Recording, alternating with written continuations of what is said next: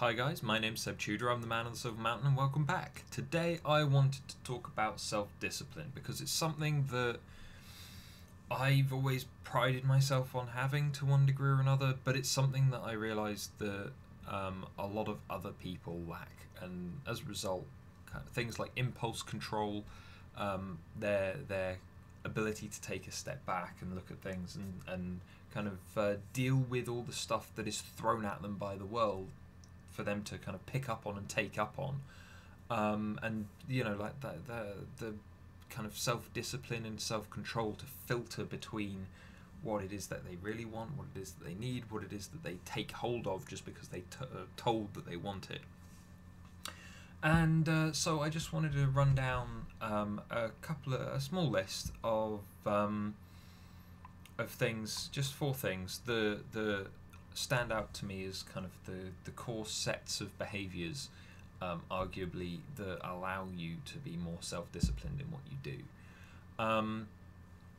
So the first one is pretty simple, and that is the removal of temptations, the removal of things that would otherwise distract you or get in your way, because that way, if you're usually in an environment where you're without distraction and you're able to easily decide what you need and what you don't need, what you want and what you don't want, and things like that, and whether or not you can actually afford to have what you want and what, as opposed to not.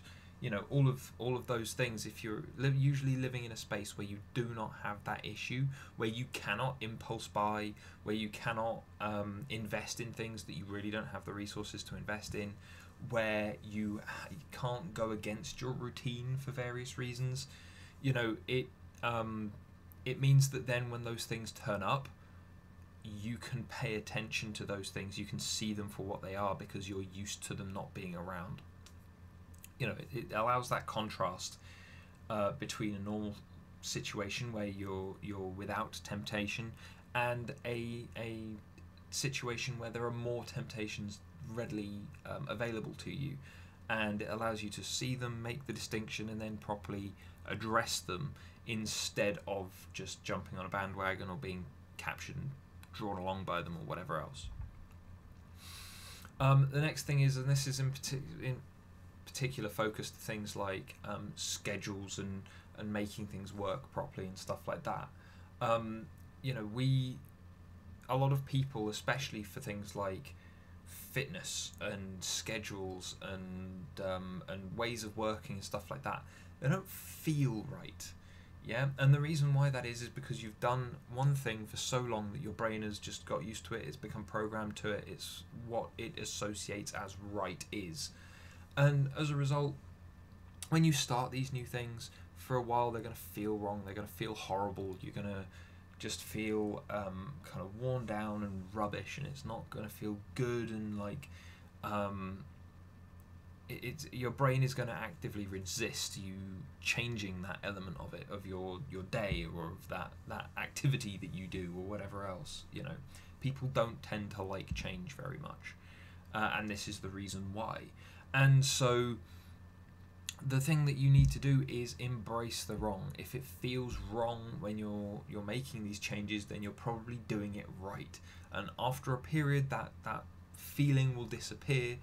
But in the moment when you're making the changes, when you're pushing for that kind of active alteration of what you've been doing, if it feels wrong, if it doesn't feel good, if it feels absolutely terrible, then you're doing the right thing. Keep doing it.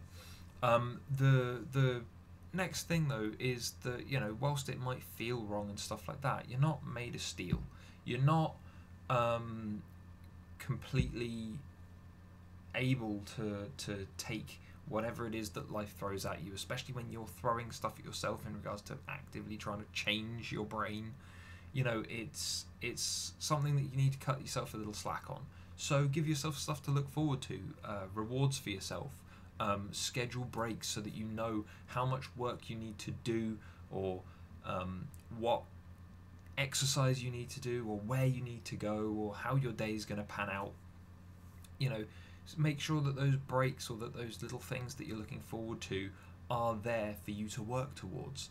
You know, I mean, obviously, when I was doing shift work, and I understand that for loads of people who are going to be doing shift work where things completely change day in, day out, or week to week, you know, scheduling breaks, scheduling things for you to do, looking for ways to reward yourself, and all those kind of things, it's going to be a more difficult thing for you to do, just because your time is usually controlled by someone else.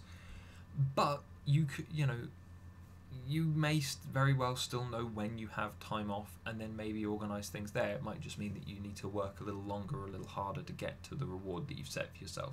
But if that's the case, make the reward a little bigger, make it something more substantial so that it actually pays off for you. And then the last thing that I got to say about self-discipline and kind of sticking to things is that you're always going to have those times when it doesn't go according to plan, when you do buckle, when you inadvertently eat too much chocolate cake when you're on a diet, when you, or not inadvertently, but when you go and eat too much chocolate cake when you're on a diet just because it was right there, when you skip leg day, when you I don't know, when you cut corners or leave work early because you felt like it. You know, there are always going to be those times when things don't go to plan, or when the situation calls for you to do something slightly different, and it might leave you feeling shitty after you've developed a routine, after you've built up your self-discipline, and you feel like you've let yourself down after so long of being good. Yeah? Guess what? That's life. Things go wrong. Sometimes you make the right decision, sometimes you make the wrong decision, sometimes you're as solid as a rock and unwavering in your self-discipline, your control of yourself, and in other times you're not. Simply put, forgive yourself. You're human. You're fallible. Move on. You're just as strong as you were beforehand as you are now. Pick yourself up and get on with it. Now, obviously, I've talked about this in regards to self-control for various other bits and pieces, like workouts and diets and working at you know, your career and so on and so forth. But also these tactics, these little things allow you an element of greater self-control as well. They allow you to train yourself almost Pavlov's dog style to do things. And so, you know, where I talk a lot about personal responsibility or introspection or making sure that you are aware that you control yourself and that no one else does, you know, these four things can be applied to that. Yeah. So, for example, with the very first one, removing temptations, if in a normal environment you are able to remove negative emotional impact, yeah, as best as you can, then you're more easily going to recognize when it hits you outside of it, and it allows you, when it hits you, you know, that realization, you can take that step back and choose what you're going to do with it, because you are usually in a place that doesn't require you to make this decision. This thing will hit you, you can then decide, you can be aware of it because you have removed it from the rest of your environment. Even if you remove everything, both positive and negative, and you live in a grey space in the middle, it still allows you a greater awareness and a greater appreciation when those other things enter your space. For the same thing, for choosing how you emotionally react, you know, waiting for it to feel right isn't going to work. You know, you actively going, I'm not going to feel sad, is going to take you a while to get used to, and it's not going to feel good. It's going to feel like you're forcing yourself into a shape that you're not supposed to be in. It doesn't matter. It takes time. Embrace that. If it feels bad when you do it, just because you've not unleashed, because there was a sudden emotional outburst inside you, simply put, you need to take that step back, and even if it doesn't feel good, just controlling yourself and making it work for you, it will feel good after a time, and it will give you a leg up on other people simply because you have that level of control. Same for treats and rewards, things like, you know, making sure that you control yourself for a day, for a week, for however long, to start training yourself into it, and just reward yourself for doing so. You know, oh, I didn't let him get to me. at work today, therefore I deserve a reward of some sort, whatever works for you.